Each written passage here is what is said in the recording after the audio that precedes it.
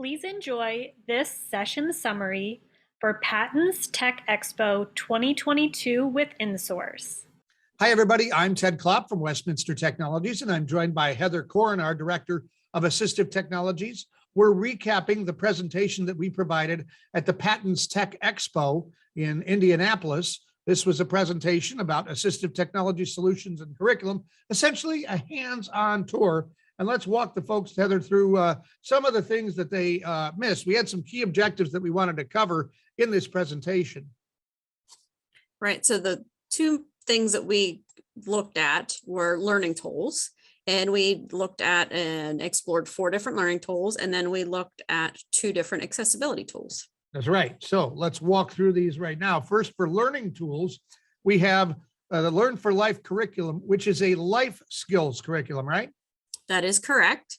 It is a really nice life skills and soft skills curriculum that covers a lot of different program areas for students that are transitioning, or even younger students learning basic skills from getting a job, keeping a job, how to live independently, manage money, how to live in a healthy manner, as well as interpersonal skills. Now, in each package, there are different programs that really drill this down. Here's a sample of what the Getting a Job program has. Correct. So within each of the programs, you get approximately 10 hours of instruction. And this particular program, Getting a Job, has 9 specific programs in there. And again, each program is about 10 hours.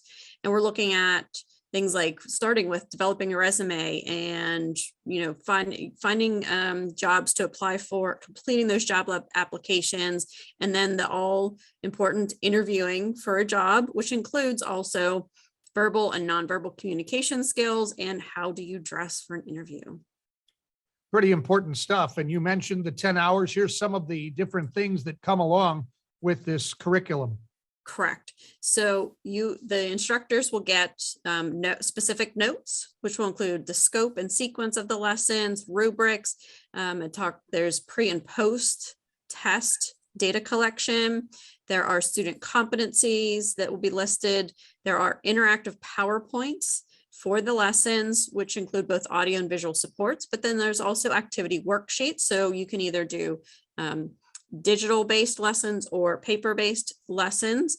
And there's also an assessment checklist. And what's really nice is that each of those lessons comes in 2 different reading levels. You have 3rd through 4th grade reading levels, and you have 6th through 8th grade reading levels. So you can really customize the students with their specific needs with those different accessibility options within the lessons, but then also the reading levels.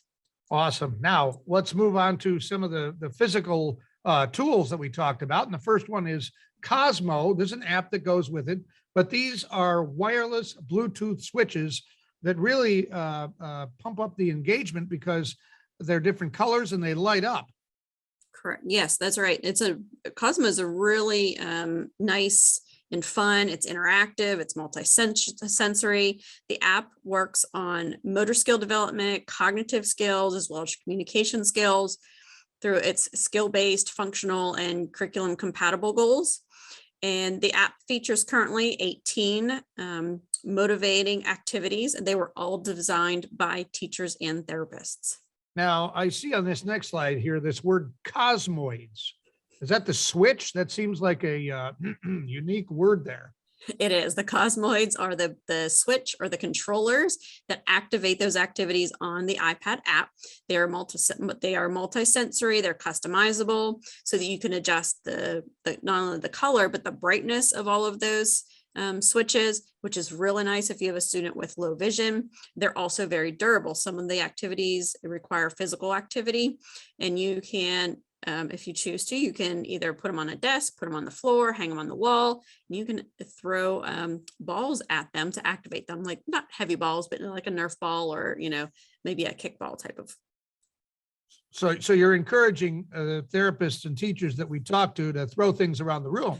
Absolutely. Okay. Let's have some fun. It's going to be okay. All right. Fair enough. Well, let's keep on a schedule here while we're at it, and let's talk about time management with the Resetea. Time management, obviously something I need some help with, but the Resetea is a visual timer that is very helpful for students on the spectrum and other students that for one reason or another need a visual timer. Correct. And the visual timer has no sound with it. It's just all visual with lights. You can download free templates to put in here to set up your specific activities. And then each activity can have a different time limit. And then as that activity is being counted down, the lights across the bottom will move across. When it's done, it turns red, and then the next activity in line has a bright light behind it. Mm-hmm. Oh, awesome. All right, let's move along to robot assisted instruction. This was kind of a big deal in our session. People are always interested in robots, and you can see from the picture there, students are as well. And research has shown that students, particularly those on the spectrum, will engage almost more with robots than they will with other people. Why is that? Well, the robots are non-judgmental and consistent. So they always speak the same way. They have the same facial features. There's no nonverbal communication that could be confusing or intimidating for a student on the spectrum. All of this stuff is research backed, and we talked about it in our presentation. There's a lot of research that goes behind this, and it's another one that's written by educators and therapists. So its place is definitely in the classroom. When we move to accessibility, we talk about the Glass House. The Glass House is a Bluetooth head mouse, and the idea is pretty simple. It's designed for people who have limited or no use of their hands, and you move the mouse with your head movement. You do a left click with the right click. So it's very simple to use and very easy to use. The speed of the mouse is controlled by two things. Number one, your head, the movement of your head. And then number two, you can adjust the speed of the mouse in the settings of your computer. And then the last thing we talked about was Isla, and that's the instant language assistant, but it's really a lot more than just a translation tool, isn't it, Heather? It really is. So you can do your real-time language translation, but you can also incorporate American Sign Language with an interpreter service that you can hook up to it. You can adjust the screen for low vision. It has a text-to-speech capability built in. You can also connect Bluetooth refreshable Braille keyboards. And what's really nice is that you can also use this remotely or for group meetings. So awesome. for remote, so for example, right now there's a lot of Committee for Special Education meetings occurring for IEPs and reviews that are still occurring remotely. So if you have some language barriers, instead of having an interpreter involved, you can use the remote meeting option. So the parents at home can log on to that website and select their specific language. And for group meetings, what's really nice is that if you have a large group of individuals or parents attending a meeting and there's several different languages that are being spoken, they can all bring up that website on their phone and they can have that real time language translation for what's occurring during the meeting. So very useful in a number of different ways. Now, if you didn't have a chance to get to our presentation, which first of all, shame on you, but nonetheless, if you didn't, there's still a way that you can get a demo.